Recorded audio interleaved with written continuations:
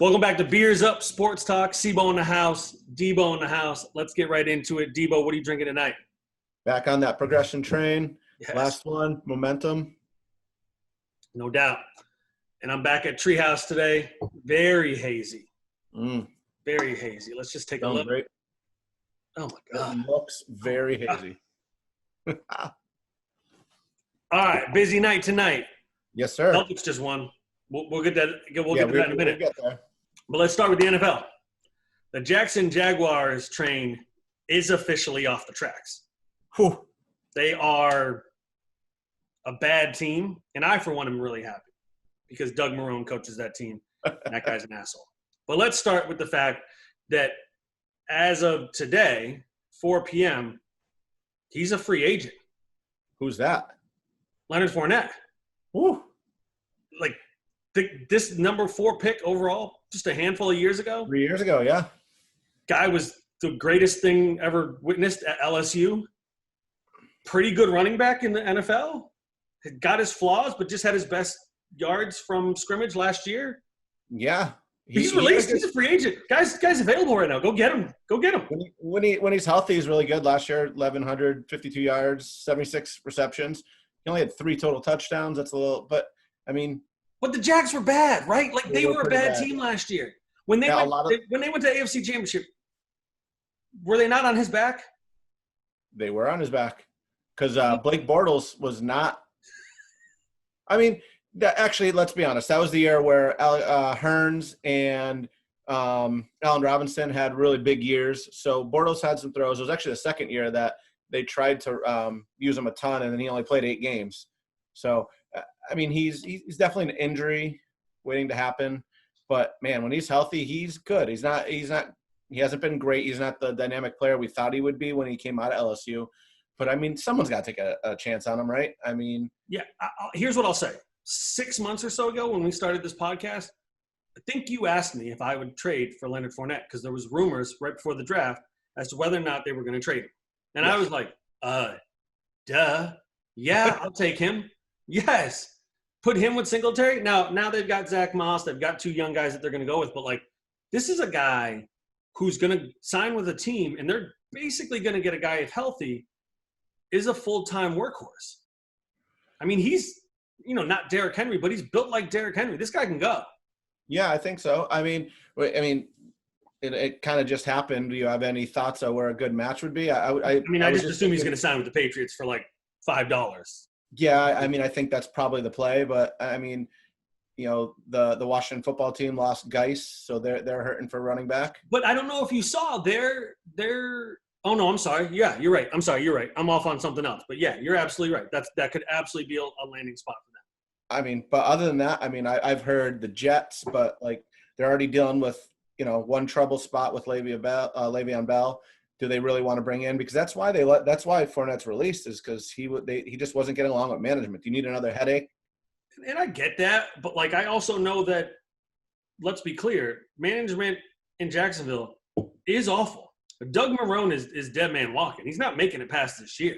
Yeah, especially if they land a number 1 pick and they get to pick up Trevor Lawrence. Trevor Lawrence is not getting coached by Doug Marrone. That guy's basically they were in the AFC Championship 2 years ago, and since then. They've let like 8 or 9 defenders go from that defense that was off the chains, and now Leonard Fournette's gone. Obviously, the quarterback's gone. Who wants to play for Jacksonville right now, really? And I mean, the next guy we're going to talk about. Yeah, so Yannick, here we go, Ngakoue. Yeah, I mean, this guy, he forced his way out. And then took a pay cut. He's taking a $6 million pay cut. Took a pay cut. He had the franchise tender. Almost $18 million, got dealt second round and conditional 5th, and goes to the Vikings and is like, yeah, you guys can cut that salary down by $6 million. I'll come to play for you. Yeah, because they only had what, $12 million? $12 million. Yeah. Now again, there's some people that are split on how they feel about him as a defender. Here's the deal: this guy forced his way out. Let's be clear: Leonard Fournette pretty much forced his way out. He's still getting paid by the Jaguars this year because of guaranteed money. So, like, yep. What's going on in Jacksonville? Like, obviously, 2 years ago, they were in the AFC Championship. It seemed like they had something going. And within 2 years, they are a mess where people are already considering the fact that they're going to be the number 1 overall pick because they're going to be that bad. They are going to be pretty bad. The Vikings I think they got a good defender. He's, one of 5 players since 2016 to have 35 sacks and 10 forced fumbles. He's a big play waiting to happen. Yeah. I do look forward to Rodgers getting him to jump off sides and getting a free play about 4 times next year. Yeah. Or this upcoming season, so that'll be fun. But then Dalvin Cook's looking for a contract, and now they bring this guy in. Who's getting the money, the defender or the running backs don't get money, Doc, or at least they should. That's what I'm talking about. We'll talk about we can go right into it. Joe Mixon, he signed an extension for 4 years, only worth $48 million. Well, that's still $48 million. But hold on, I want to say one thing. Before we get into Joe, because I'm glad the man got paid. Mm-hmm. Think about this for a minute. So the Jaguars go to the AFC Championship. They go out and they sign Nick Foles, right? So they're going for it. They got Nick Foles. They got Leonard Fournette. They got the wide receivers. They got the all-pro defensive guys. They're going for it, right? Yep. Nick Foles goes down week 1. And that's it. This whole run for the Jaguars ends literally with Nick Foles' broken collarbone or whatever it is, in my opinion. Crazy. Yeah. Because they literally picked this guy up coming off of what basically was, his Super Bowl year, a year after, and he's supposed to lead them. He's supposed to be the guy that takes them over the top. He's the guy that beat Tom Brady. Right. He gets injured, and now people are talking about a year later them being the number 1 pick for next year's draft. It's just crazy how quickly in the NFL you can fall apart. And it also shows you how a coach like Doug Marrone, who I don't like, who had kind of the same impact in Buffalo where he showed up, they started to improve, and then he walked out of town for better or worse, in my opinion, way better considering where we are as a franchise and where he is as a coach. And now the guy's going to be out of a job. And he's probably not getting another head coaching gig. He's had 2 of them now and basically been run out of town. Yeah, you bring it to that point where you got to think about what the Patriots have done over like the last 20 years, man. That's ridiculous. The way the NFL ebbs and flows. Even like the Packers have made the not the Super Bowl, but the playoffs a bunch, and then have also missed it. It's hard to do what the Patriots did to miss the Super Bowl, the playoffs once over the course of about 20 years. It's absolutely insane. Right. No, totally. All right. So let's get to Mixon. So signs the 4-year, $48 million deal. I assume a lot of that money's guaranteed up front because probably in year 3 or 4 he's going to get released because running backs just don't have the shelf life. And the reality is he's probably not going to be worth it. Right. And he's already, 3 or 4 years into the league. So Right. Good for him. Good on him getting paid. Again, I don't know. Are the Bengals good? Is it worth signing a guy for all that money in the next 1 or 2 years? Because I'm sure it's front-loaded when you're rebuilding. Does it make a lot of sense? Are they rebuilding? I think they believe Burrow's the guy, and they got 2 really good receivers. They had the number 1 pick this year. They're not very good. They're going to go from what, number 1 overall pick when they were the worst team in the NFL to what? I don't understand how Joe Mixon's worth $12 million. They'll still be in the bottom third. Would be my guess. But and then I think they have the weapons and the opportunity to really turn out this year. I'm not saying they're going to, but I could see them going 6-10, 7-9.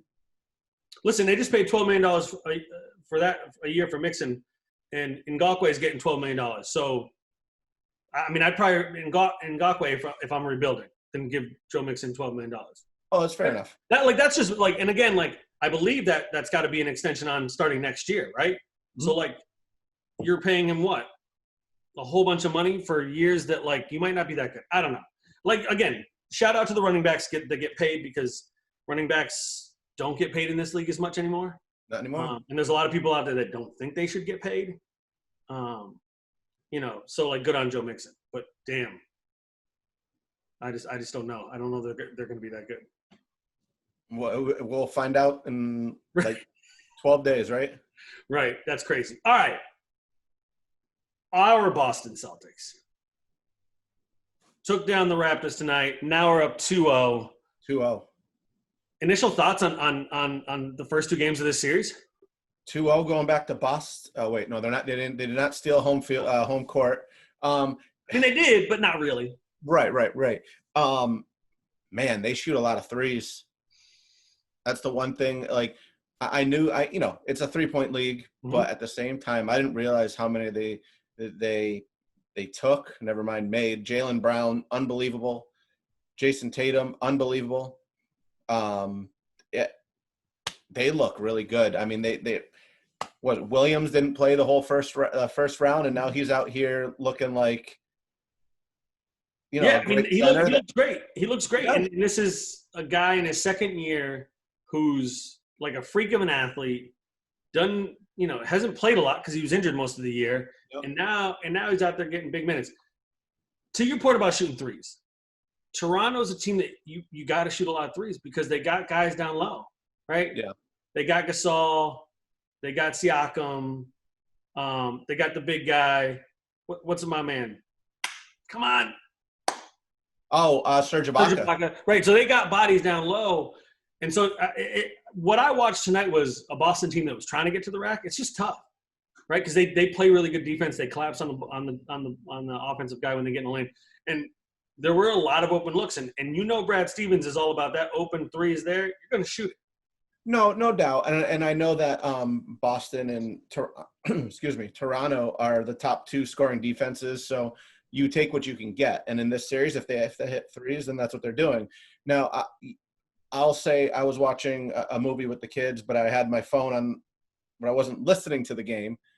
What happened on the Jason Tatum technical? I know he like threw his fist, but didn't the ball go in?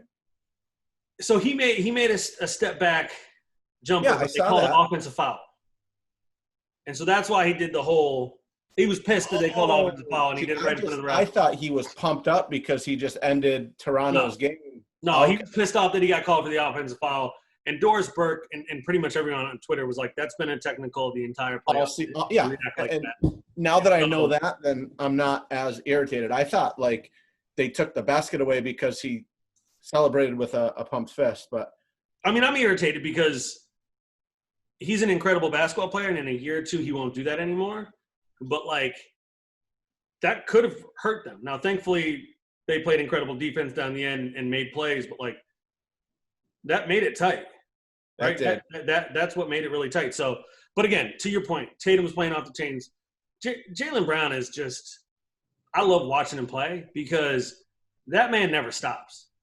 Yep. He never stops running up and down the court. Another person I feel like he's just taken training from Marcus Smart. And again, he's not the better than Marcus Smart is. Most undervalued player in the league, almost, I feel like. Like, I think that – so they asked Giannis why if he asked to guard Butler, and he was like, why? Marcus Smart would have been like, put me on him. Right. Like, you step up. You're supposed to be the defensive stopper. You're going to be the defensive player. You were called the defensive player of the year, and you don't want to stop the guy that just scored 40. Right. I know I'm getting ahead of myself, but that was one of my points about this is Jimmy Butler. He sunk Milwaukee. I know we were here before with Orlando beating them in the first game, but Miami's not Orlando. No, and to your point, the Heat, there was a statement win. We'll see how the rest of the playoffs go. I know I read some articles today that said that, if the Bucks lose this series, is Giannis going to go somewhere? Is he going to go join the Heat? Is he going to go to the Warriors? Is he going to want out of Milwaukee because they can't get over the hump? It's a lot of talk. There's a lot of money to be left on the table if he does. But to your point, I mean, Jimmy Butler was on the 76ers a year ago.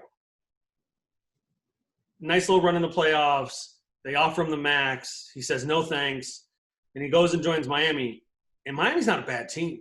And they're not. And let's be clear. They're going to get somebody else. They've already talked about trying to get Giannis. They're talking about getting Oladipo. Pat Riley knows what he's doing down there. They're a well-coached team. It's tax-free down in Miami. There's beautiful weather down in Miami in the winter months. Like, it's not a bad place to be if you're playing basketball. And I think Jimmy Butler is the kind of guy that you can rally around. He's a guy that cares. He's a guy that battles, like you saw last night. I mean, Giannis blocked the shit out of him, and he still put up 40 points. Yeah, still went off. Like, this is a guy that just cares a lot about the game of basketball, and obviously his team rallies around him. I don't know if you saw the very cryptic tweet from Joel Embiid about Butler. I can't remember exactly. What was it? He was pretty much like, kind of wish I had him. Well, again, yes, I'm sure Joel Embiid would love to have stayed with Jimmy Butler, dumped Tobias Harris, dumped Ben Simmons, and figured the rest out along the way, because those two guys can play pretty well together, in my opinion. Yeah.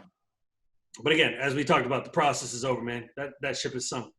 No doubt. And again, the crazy thing is that all these, and we don't need to go on Philly, but all these years spent on the process, in probably a couple of years, none of those players are going to be on the team. I want to talk about Chris Paul. Chris Paul kind of had one. Step back three for the win. Yep. Taps the guy on the butt on the way back up the court. And then when they're taking free throws to ice the game, he's just staring down James Harden. Is he about to sink the Rockets? Is he about to end the Rockets? Like, is this about to happen? I mean, I hope so. I'm not a Rockets fan, so yes. No, I don't think that in the end OKC has enough to win this series. I know they've won 3. I think they're going to come up short, just like like the Mavs did against the Clippers. A good run, good story. Yep. But I think the Rockets are probably going to finish them off tomorrow night. Yeah, I don't know. I wouldn't be surprised to see OKC take this one. I mean, I'd love it. I mean, don't get me wrong. The Rockets are the better team, but for whatever reason, Chris Paul's in their head, and this OKC Houston connection thing is there's enough there that it's in people's heads. So you know what? Let's see OKC win that. And then the last thing I want to talk about is the game that's going on right now. Now I don't know what the score is, but if you haven't been watching Murray versus Mitchell, you're missing out. Because those boys are balling out. Yes. And they are two guys.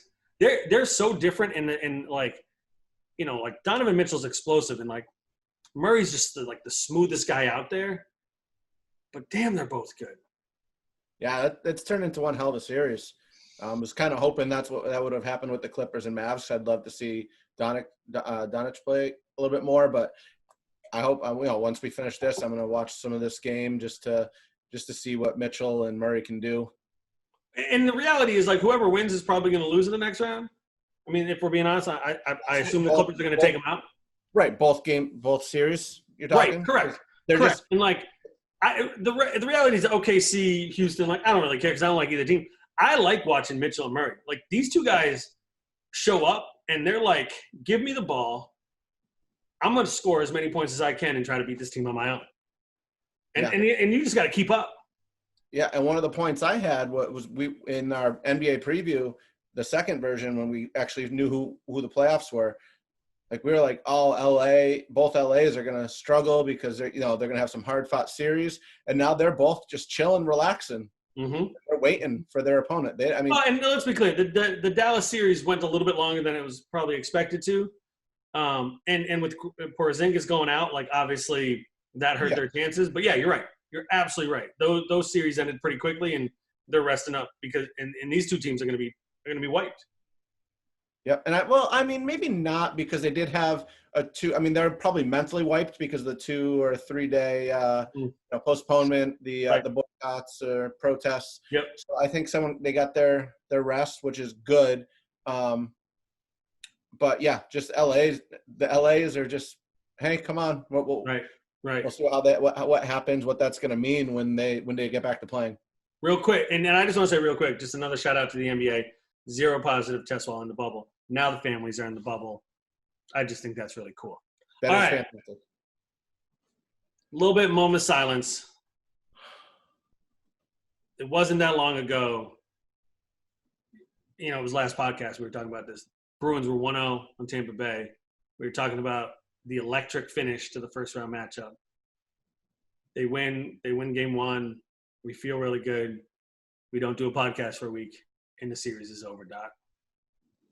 It fell apart real quick. Yeah, because I was watching the game while we were podcasting, and they got into overtime in game 2, and once they lost that game, and I actually have to say this, I did say on that last pod that there's no one out there that can beat the Bruins right now.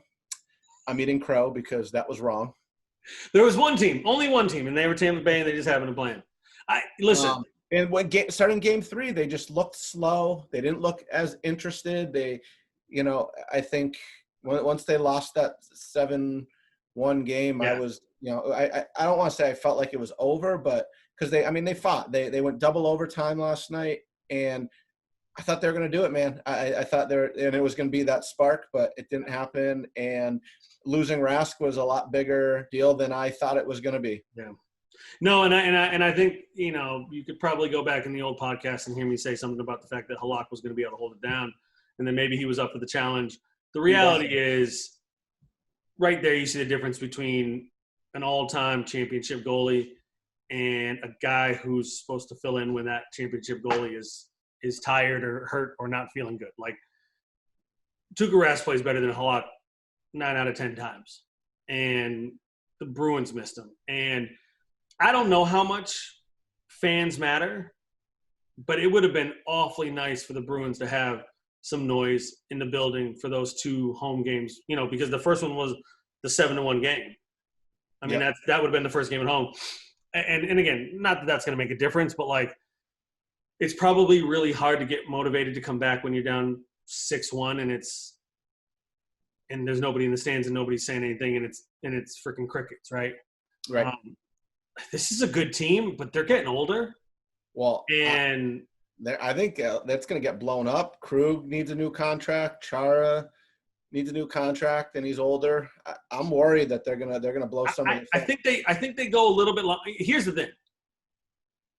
I think if Rask comes back, if he's still down to play, I think they got enough bodies that they can make another run at it. I mean, they're still a really talented team. Oh, of course. Offensively, they've got a lot going on up front. But yeah, I mean, with Krug and Chara kind of like right there, Chara, again, let's be real. Chara is not the guy he was 3-4 years ago. I mean, he's still a presence, but when you watch him on the ice, it's not like he's moving around that much. He goes in the game and he sits there in front of the goalie, and if it's not right there, he's not really involved.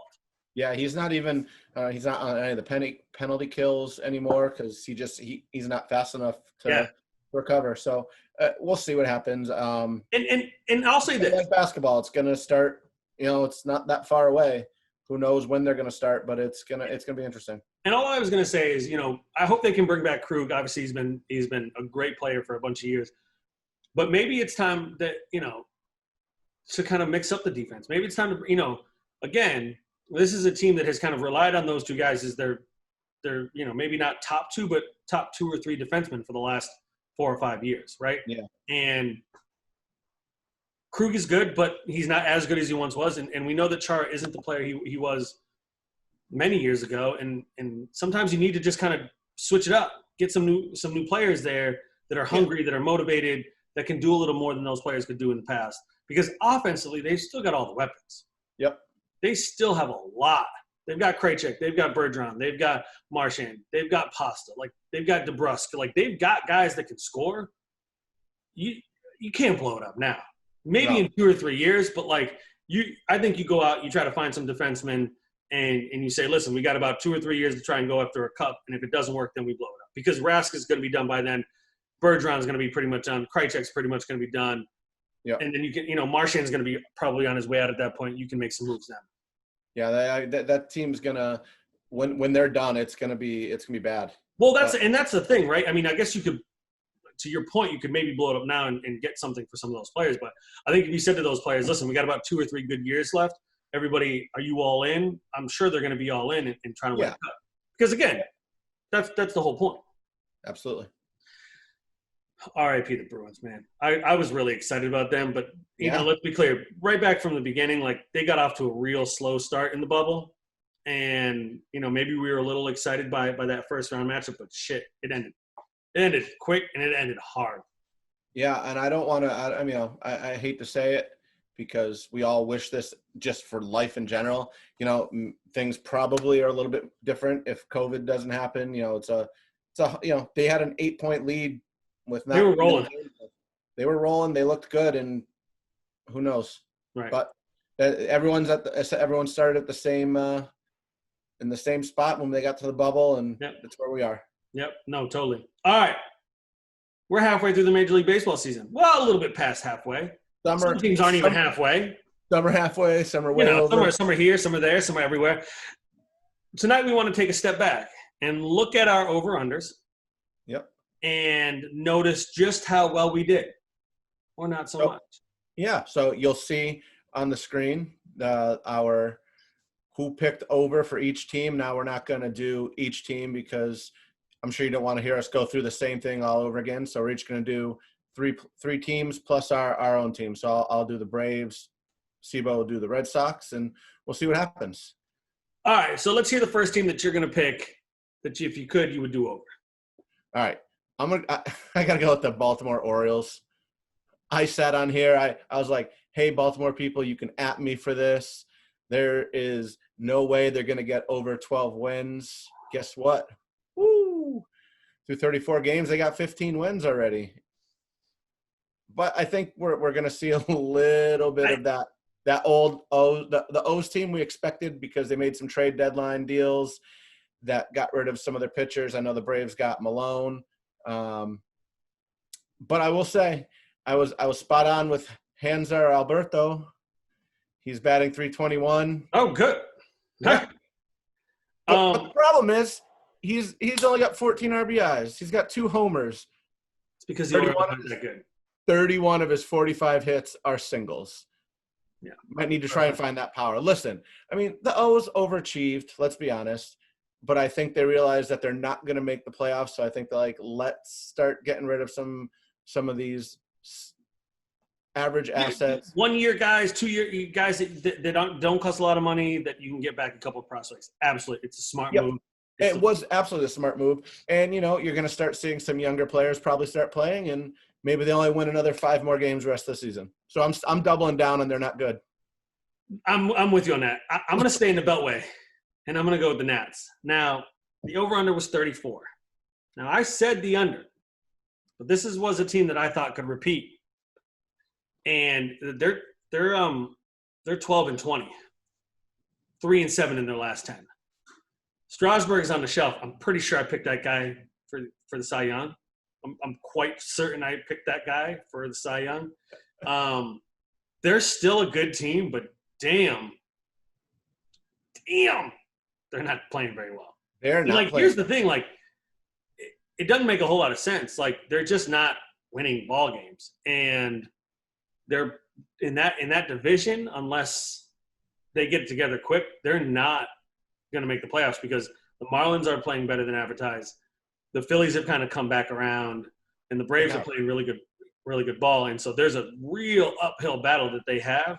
But yeah, I mean, I said under, but I think I was probably like, oh, they'll win 32. They're 12-20. It's not going well. They only need 12-22. So just need to win out, right? Just win out. Yeah, no doubt.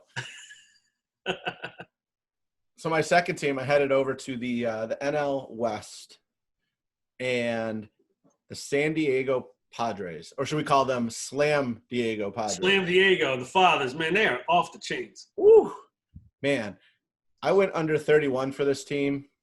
They're already at 21 games. Then they traded for Clevenger, and then they made a few other trades. They made 5 deals. They were rolling. Yeah, they're going for it. They're only 4.5 back of the Dodgers for the division. They have a stronghold on that first wild card spot. Check out the rest of the schedule. They have 3 games with the Dodgers. They have 3 games with Oakland. And then their other 20 games are the Angels, the Rockies, the Giants, and the Mariners. Not bad. This team could finish winning 15 to 16 of their last 26 games.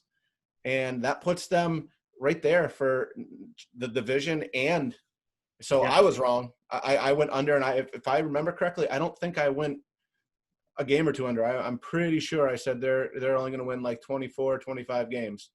Yeah, and the reality is that what they're doing, what they did with these trades is really interesting because they're obviously, for the most part, a young team. They've got Hosmer, they've got Machado, they've got some other guys that are a little bit older, but this is a team that's young, and they've got a real shot to get to the playoffs and do some damage this year. They're exciting, and they're not going away. No. They're definitely not going away. I'm going to stay in the division. going to stay in the division. Seems like a theme. The Arizona Diamondbacks. Their over-under was 31. I went over. They stand at 14-21, 1-9 in their last 10. And they just traded Sterling Marte to the Marlins, who are supposed to suck. They traded Archie Bradley to the Reds, who do suck, but apparently are going for it. Yeah. They're not going to get to 31. They're not going to get over 31. They're not going. It's not going to happen. Nope. And I have nothing to say. I literally have nothing else to say. But damn, I missed that one. It wasn't even close. I got nothing. I just bad pick all around. Take my money. Take it. Yeah. Well, you want to talk about bad? Remember that time I said that there's no doubt that the Texas Rangers are going to the playoffs? Because I was like 29.5. They're going to go way over. Yeah. Nope. They are not. They are 12-21. And they made some trades that will not help them improve. They no longer have Minor. They no longer They held on to Lance Lynn and Joey Gallo for whatever. Yeah, which was – I mean, how do you – unless he's signed for a while, how do you not take everything you can get for Lance Lynn? That dude, yes. 7 quality honestly, starts. If people want to trade for Joey Gallo, trade for him. I know the guy hits 50 home runs, but he's batting like one point right now. He sucks. Yeah, if people want him, like, that's crazy. Right. But yeah, I mean, I was wrong about the pitching staff. I thought they were going to be better. They got, like I said, they got rid of Minor, and they should have got rid of Lynn. Guy's got a 1.93 ERA, a WHIP under 1. They could have got so many prospects. They could have got a lot for this guy. Mm-hmm. And maybe they were asking for too much, and that's why it didn't happen. But I think you got to do that and retool. I think that's my biggest miss, because let's be honest, the O's thing, I was kind of just trying to talk trash to my Baltimore people. You know what? They suck. They suck. They do suck. But Texas, I really thought they were gonna have a shot at making a run. Yeah. Let's stay in the AL West, because I thought this was the year the Angels finally turned around. And I know we talked about them a couple episodes ago about how they spend a whole lot of money and they can't get it together. Their over-under was 32, D. I went over. They are 12-24, and they cannot pitch. And they're not very good at hitting either. And I can't figure it out. Like, you got the best player in baseball. You got Anthony Rendon. You got Justin Upton. You got Ohtani. You got the best defender, the best shortstop defensively to ever play the game. And yet, you suck as a baseball team. I can't wrap my head around it. It is definitely something. They have no pitching. I get it. What the hell is going on for the Angels? Like, why are you so bad year after year? Why did I take them on the over? At what point is Trout like, all right, get me out of here? I mean, he signed forever. And he, you know what? Who cares? Like, he's going to end up finishing as one of the greatest baseball players to ever live. At some point in the next 10 years, I assume they're going to get good. Like, the law of averages says that at some point they're going to get good, right? It has to happen. Like, the gajillion dollars they're paying Pujols is going to come off soon. Oof. They can reinvest that money somewhere, hopefully. Pitching. The Upton money is going to come off soon. They can reinvest that money. That's probably like 50, 60 million right there. Yeah. Yeah, they need some pitching. I don't know what the hell. But listen, my bad, folks. I should have done that. I can't. Hey, all we right. all make mistakes. Give me your feedback on the Braves, because I went under on them. They are playing really good ball. Tell me all about it. Over looks good, and that's kind of what I expected. Right now, they're 6 games over 500. So, they could go 500 the rest of the way, and they're over. I don't want that to happen. They're still in a fight. There's 4 teams, maybe only 3 really fighting for them. You can't fall. They can't lose this division because they're probably not going to get the wild card. But I mean, they're doing this with Acuna missing 10 games. They're starting second baseman Albies missing 29 games. Their starting ace pitched 6 innings this season after rupturing his Achilles. Well, didn't they dump one of their pitchers like 1 week into the season? Oh yeah, Fulton Evans. Right. Yes. No, yeah, They were like just like, bye. he had a terrible outing, and they were like, yeah, we saw this last year. Reasons to worry. Their pitching is not getting any better. Max Fried is pitching unbelievable this season. He's the only star. Oh, no, I'm sorry. Ian Anderson, who not shut out, but no hit the Yankees for 6 innings, is the second Brave to have a starting pitcher win. So they don't have good pitching. Lance Lynn sounds like he would have been a nice addition for them. So getting to that, yeah, they trade for Tommy Malone, who got lit up his first game. Granted, let's be honest, he got off a plane and pitched the same day. Shout out to the Braves for doing that to him. Like, what the hell? Yeah, like you couldn't just pull someone up for a day and then have them start the next day, but whatever. But Lance Lynn, Clevenger, and Mike Minor were all on the radar. They didn't make any of that. I'm excited. Anderson pitched tonight against the Red Sox. Shout out to the Braves for leading that 4-2 right now. So I'm not worried about it. I think they're going to the playoffs. I think they're going to win this division. I think Miami is going to start falling. Philly's going to make a little run towards the end, but I'm not overly worried. No, and I think you guys are in a great spot. And shout out to you for hitting that over. Tell me about your World Series champion. Listen, I'm a homer. I'm a ride or die guy till the end. The Red Sox are not a very good baseball team. We knew that was probably going to be the case. Injuries, Erod with the COVID, Benintendi barely has played. Yep. They're a mess. They're absolutely a mess. But I will say they're having a mess of a year and probably the worst year and probably the best year to have a mess. I think so. And they didn't do anything drastic. I know they tried to trade Evaldi. And I think that was probably financially motivated because he's got a couple of years and $17 million apiece left on his contract. And I do think that baseball teams and sports teams in general are worried about the next couple of years in terms of finances just because of where we are in the world. But, this team is not very good. They haven't hit. They can't pitch. They've got nothing in the bullpen. They traded every bullpen asset they pretty much had away. Yeah, they traded him to the Phillies. And then Workman and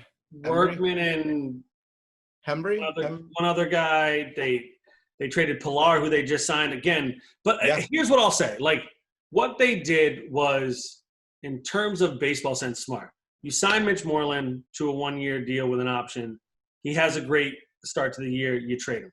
Kevin Pilar comes out, great defense, hitting where he's always hit at 270, whatever. You trade him, you get assets. This is what you do when you're having a bad year.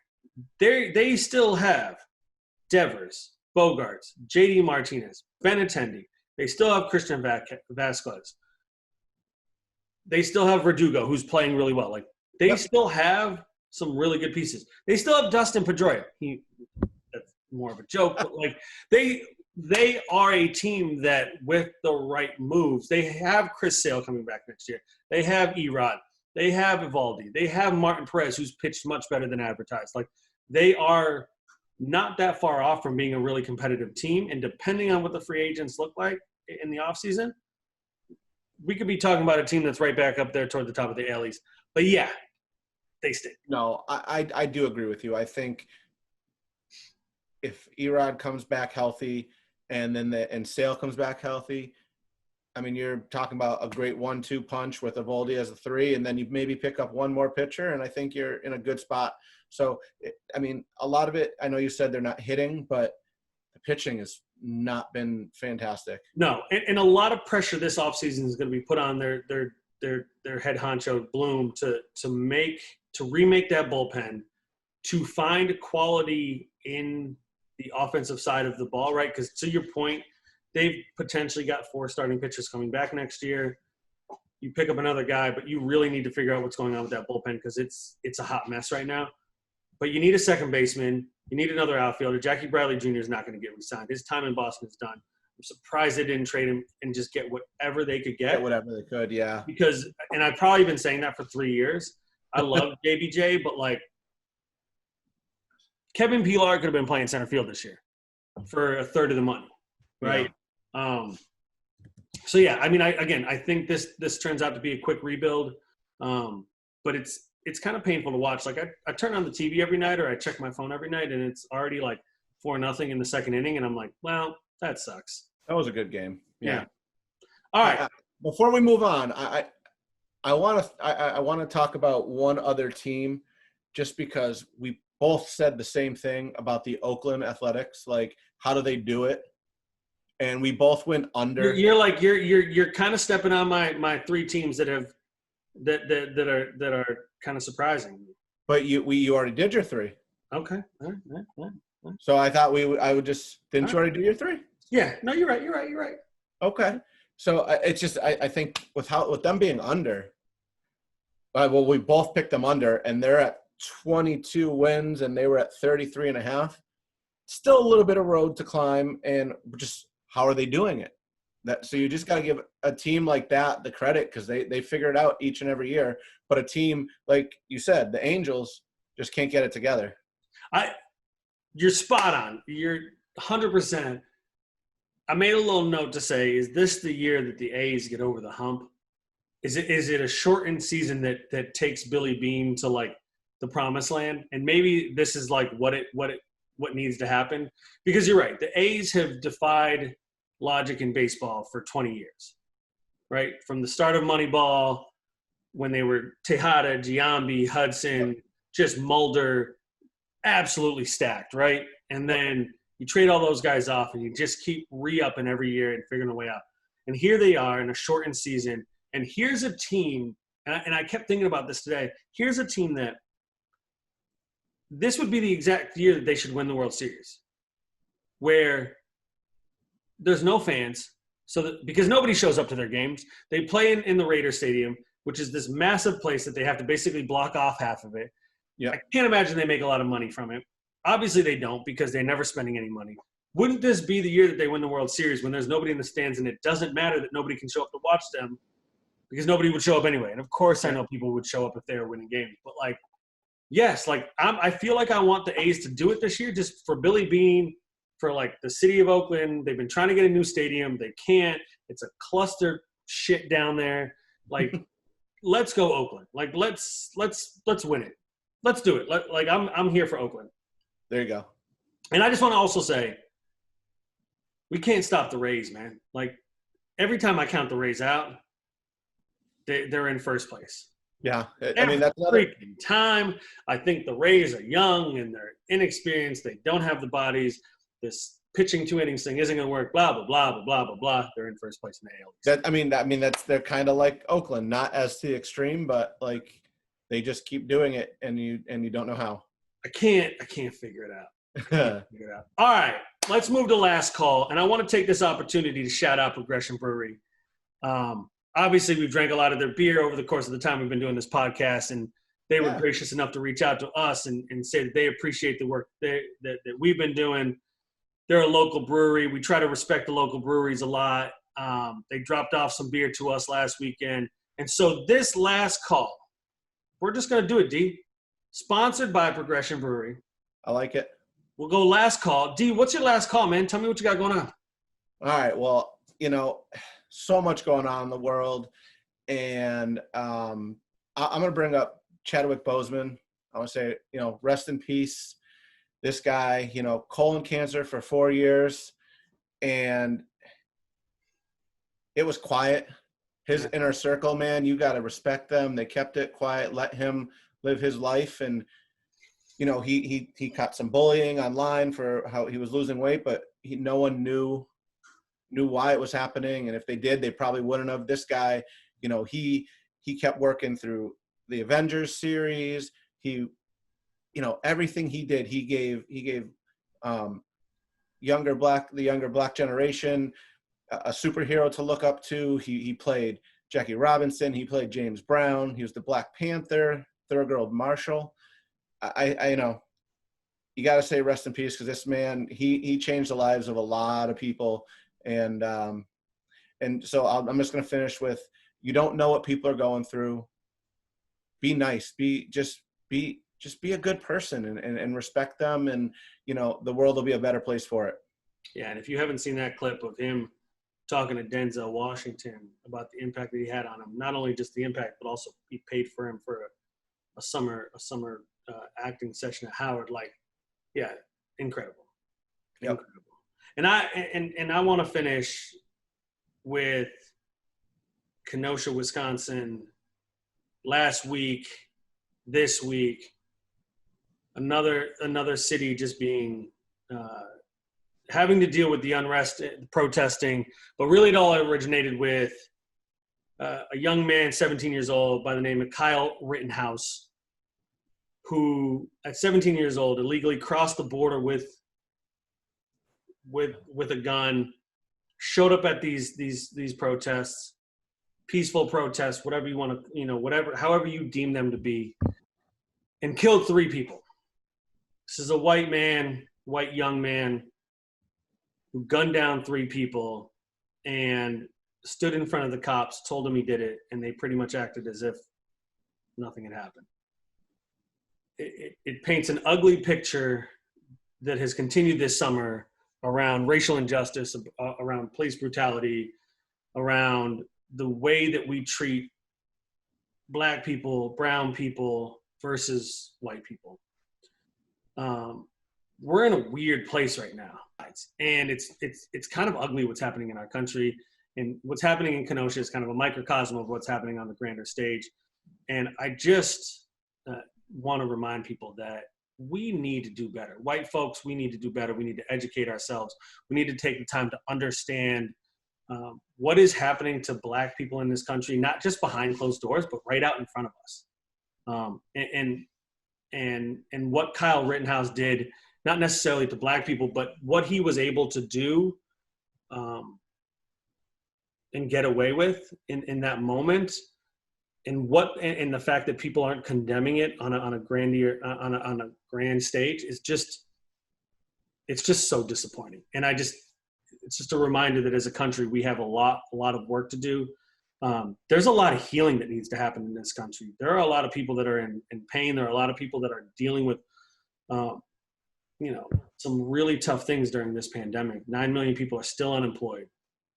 People have lost their jobs. People are dealing with situations that they have never faced before in their life. And I think we just need to realize that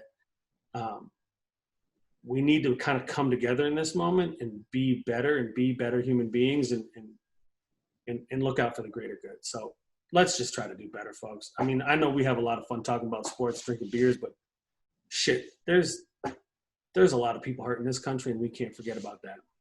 Not at all. All right, man. Till next time, y'all be good out there.